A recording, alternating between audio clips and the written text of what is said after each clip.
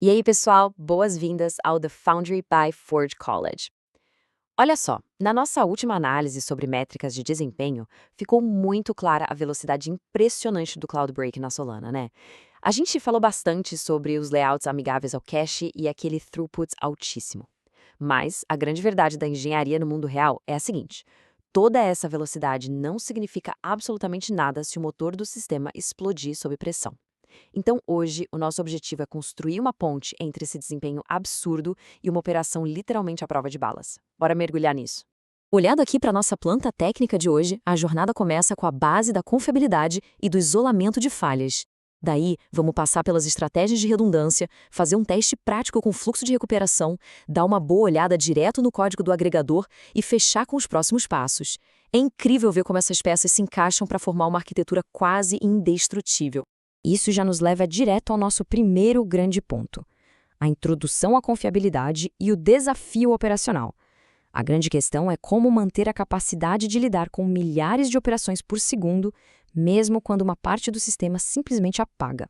Porque, convenhamos, existe uma lei universal na engenharia de software. Se alguma coisa pode dar pau, vai dar pau, e no pior momento possível. Fato.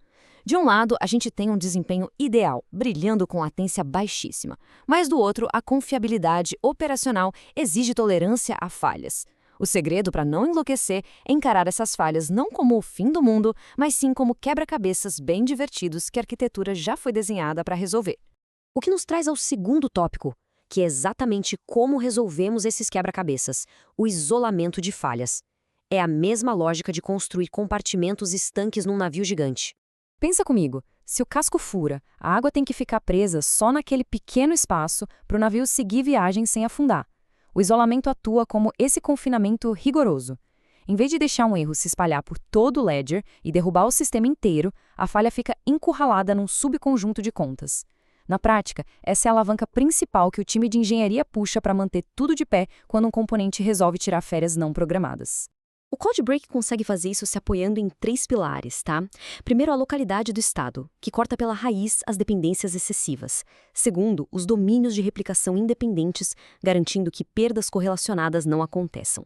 E o terceiro é a contenção dos caminhos de gravação. Isso é genial, porque evita que um pequeno engarrafamento na hora de gravar um dado acabe travando a leitura de quem só quer consultar uma informação. A leitura segue fluindo livremente. E esse isolamento fica ainda mais poderoso quando a gente entra no nosso terceiro ponto: redundância e disponibilidade, e o trade-off que vem com isso. É aqui que entram os nós de backup espalhados estrategicamente. E aí a gente cai num dilema clássico. A replicação síncrona é como um cofre forte. Entrega uma durabilidade rigorosa, mas aumenta um pouco a latência de gravação. Já a replicação assíncrona é um foguete, super veloz, só que exige lidar com uma consistência eventual, e o sistema precisa de reconciliação e recuperação rápida. O trabalho da equipe de desenvolvimento é decidir quais partes críticas do dataset precisam ir para o cofre e quais podem embarcar no foguete. Se a gente mapear isso para cenários de crise reais, se rolar uma queda de nó, as partições localizadas entram em ação e o sistema promove um warm standby para reidratar o estado na hora. Se der uma partição de rede, os domínios independentes pausam as gravações e redirecionam as leituras com segurança. E se um cache corromper? Como o layout já é amigável ao cache, basta invalidar e buscar o estado autoritativo puro novamente. O que naturalmente deixa no ar uma pergunta excelente. Diante de um estresse extremo, como o Cloudbreak sobrevive a uma queda de nó na prática? Imagina que um servidor gigantesco simplesmente desliga durante o pico máximo de uso. Como a resposta de crise automatizada é ativada? A resposta detalhada a gente encontra no nosso quarto tópico, o fluxo de recuperação, que é o nosso teste de estresse do mundo real. Aqui, um pipeline de 5 etapas entra em ação em frações de segundo. Primeiro, as sondas detectam a anomalia. 2, o sistema isola a falha. 3, o tráfego é roteirizado para as réplicas saudáveis. 4, acontece a recuperação da máquina em si.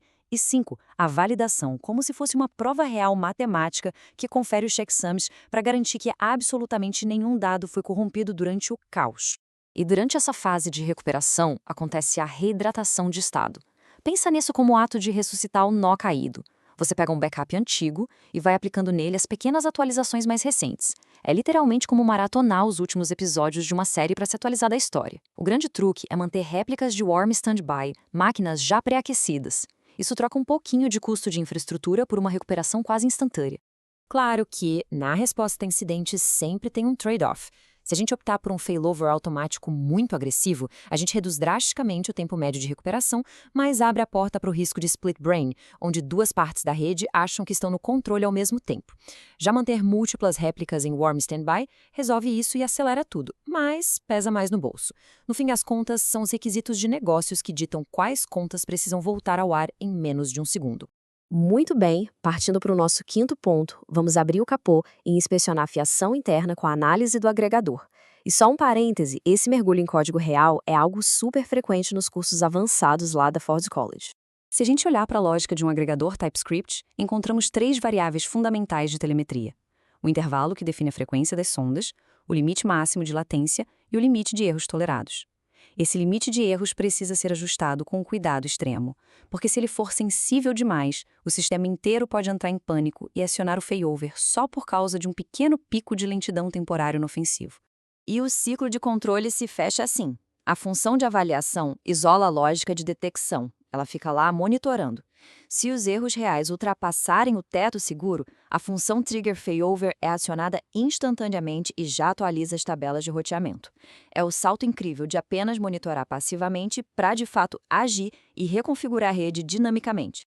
Chegando ao nosso sexto e último ponto, conclusão e próximos passos. O que a gente fez hoje foi pavimentar uma ponte super robusta entre desempenho e confiabilidade extrema.